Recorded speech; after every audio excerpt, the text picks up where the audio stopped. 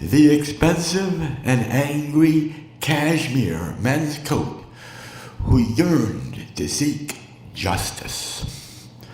Once upon a time, in old little town of Bellingham, there was a very expensive men's cashmere coat. The coat was worn by a very important man.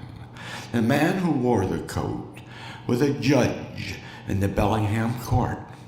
The coat knew, through listening and watching as the man was meting out justice, that the man sentenced two people in our fine little town to 2 nights in jail each for the dastardly crime of jaywalking.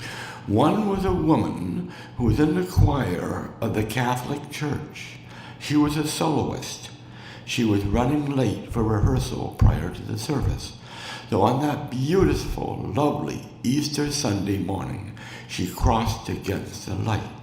A policeman zipped up on a bicycle, gave her a ticket.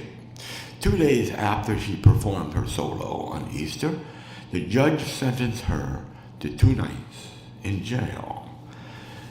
There was also a teenage boy who was late running to school. In front of the Bellingham High School, also, he ran against the light, and the same police officer zipped up on a bicycle, gave him a ticket for jaywalking. He was also sent 2 nights in jail. So the coat knew, damn it was time. We need to do something. This man must experience the punishments that he meted out to others. And it dreamed, it schemed, it planned, it ran many scenarios until it came up with a course of action. The coat knew just about everything about the judge and his family. They ran very predictable lives and were creatures of habit. They were a very boring lifestyle, just as boring and drab as that old black and white television on display at the Spark Museum here in Bellingham. So it knew many things. It knew that once a month, the man's wife would take the coat to the dry cleaners on a Friday afternoon after court and leave the coat there at the dry cleaners for a week until the man's wife would pick it up the following Saturday afternoon. They would be ready for him when he went to court on Monday. Yes, a full week to mete out justice to the man. So it began to study the habits of the cleaners, clean, bright clean cleaners of Bellingham. They were also creatures of a deadlocked, lockstep habit. It knew that when it was cleaned, it would put it in the machine, left to dry, and put into a clear plastic garment bag and put onto a conveyor belt rack to allow clothing to be moved so the clerk could grab the right piece of clothing for the customer. It did a lot of measuring, counting, calculating using geometry and trigonometry and calculus and everything else. It knew the habits. It also knew that on the same Friday, an employee of the Shangri-La Horizon, We Love You All Locksmithing Corporation of Bellingham would come to the cleaners and drop off his coveralls. He also knew that that employee of the locksmith company was careless and left his tools, including the lockpicks, in the pockets when he dropped the coveralls off. The coat also knew that the clerk would remove items from the pocket before cleaning and return them after cleaning. The coat then did precise measurements and learned that with the positioning of the rack along with the counter and its computer, that if it swung hard enough, the tail of the plastic bag would touch the screen of the computer. The coat tail of the coat was long enough to touch the keyboard and the mouse. He used that by looking at angles and measuring and scheming for several weeks. It also knew that the clerk was very careless and left the computer on when she left, and also left it on the screen, the web browser, but the clerk often surfed the web and watched YouTube videos when she was bored, so things were all set.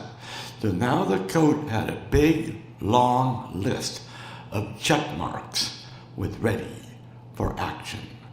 So, okay, it had to wait a little bit until the fall turned to winter, and the winter's afternoons were dark.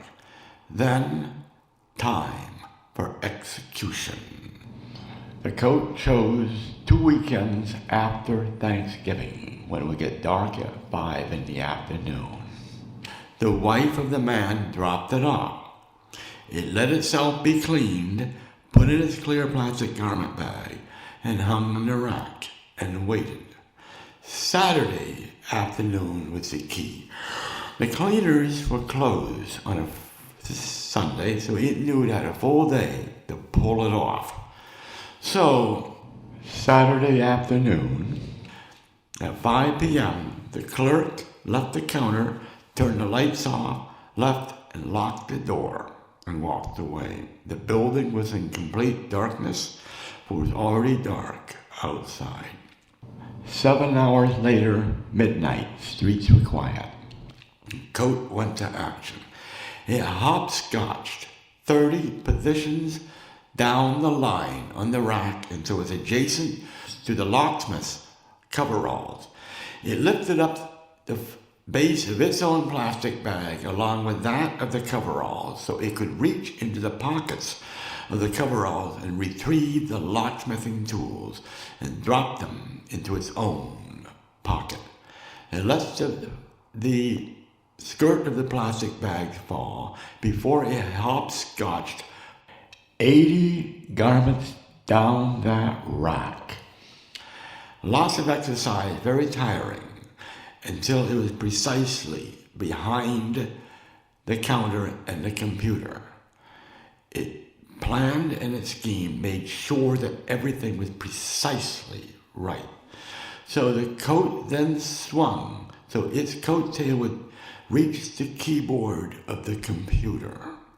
It typed in the search engine, video of Winchester Town dump. A few selections came up, but the coat found the one it wanted.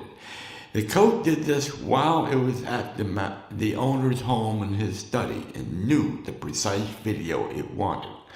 It clicked on the video and the video started to play. Having seen the video many times, it knew precisely what to do when. So it swung back and forth. So at precisely when the person on the screen was explaining how the crane system worked at the town dump to retrieve the trash and put it in the incinerator. When the crane was about to close its mighty jaws, the coat gave one hard swing so the foot of the plastic bag hit the screen precisely as the claw of the crane snapped shut. Sure enough, the plastic bag was grabbed by the claw on the screen and it tore in pieces and was pulled off of the coat and into the crane. So now the coat was free of its bag. It then hopscotched out of the rack and it floated to the door, picked the door from the inside, opened the door, went out, and lockpicked from the outside. Fortunately, there was no one on the street at that time, and nobody noticed. And the coat raised itself into the sky and waited until 3 o'clock in the morning when the streets were dark. It floated until it was over the front entrance of the Spark Museum. It went down, picked the locks of the front door of the Spark Museum, and floated inside. It then went to the alarm panel and touched precisely the right codes, knowing that one of the customers from the cleaners was an employee of the Spark Museum and left a piece of paper with a combination in his pocket. That was part of the coat's own research. Now that he's free to move about in the museum, shrouded in the darkness of the museum, he found the old Marconi radio transmitter in the mock-up for the Titanic's radio room. It picked a lock on the door, opened the door, and then connected the transmitter to the electrical outlet, energized the transmitter, and held its sleeve over the Morse code key. And it pulsed out radio waves to the cosmos, sending and receiving very, very sensitive information and retrieving enormous power of the lords of the cosmos, who are also seeking justice and welcome the help of the coat. Once done with that, it disconnected from the radio, went out, relocked the door of the Marconi room, and went into the theater where they had the big 2 million volt Tesla coil. It activated the Tesla coil and then went into the field of the Tesla coil, gathering the energy of the mighty sparks from the Tesla coil for nearly 5 minutes. Then it turned off the Tesla coil and let itself out of the museum. Now it needed to practice the energy before being worn by the man. First, the cashmere coat rose several thousand feet into the night sky and practiced releasing its energy. A plasma halo, sparks emitted from the spokes, angrily in every direction, seeking something out there. The coat learned to harness this energy and keep the violet plasma energy close to itself so it would not be noticed by anyone. It had realized the power of the plasma, and it learned how to be extremely careful or things could go out of control. So every night that week, it practiced. It knew that it would not be missed at the cleaners, but it would not be picked up into the following weekend. So it practiced harnessing the energy. It practiced directing the energy. And it practiced channeling his anger and his seeking justice to that energy. So, on Thursday night, it entered the cleaners after it closed, returned the locksmithing tools to the locksmith's coveralls, put itself in another plastic bag, hung itself in the proper position on the rack, and it waited. Duly on Saturday, the wife of the man picked up the coat, took it home, took it out of his plastic bag, and put it into his closet. Monday morning, the man put the coat on and proceeded to go to court. The coat knew it only had 15 minutes to execute the final plan. When the man got into his car, the coat started to emit the energy. The man felt a hard pain all over his body. He started to convulse. The car swerved back and forth, and the coat planned it precisely well that the car slowed down to very slow. Then when it hit a parked car, it was just a thump, but no damage and no injuries. The judge realized he had to stop and, see what damage he did. The coat emitted another pang of energy. The pain increased significantly. The judge could barely be aware of his surroundings. He was in such pain. More energy was emitted from the coat, and the judge found himself in a long, dark corridor with a slippery floor that felt like it had grease all over it. The floor tilted, the corridor tilted down at a bad angle, The man found himself slipping and slipping and slipping down the abyss until it reached a black hole. Then it reached a table. The judge found himself splayed out on a table, restrained by chains, by feet and his hands. A special machine loomed over the judge's body.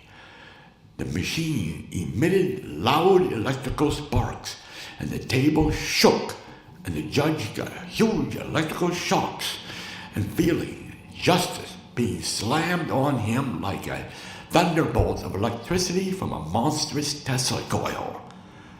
Then he was left there. Then he finally was allowed to leave. He tried to crawl up that sloping floor, but he could not do it. He found a rope on one side. He had to climb the rope. Very, very painful until he got to the top. And then there was a trap door.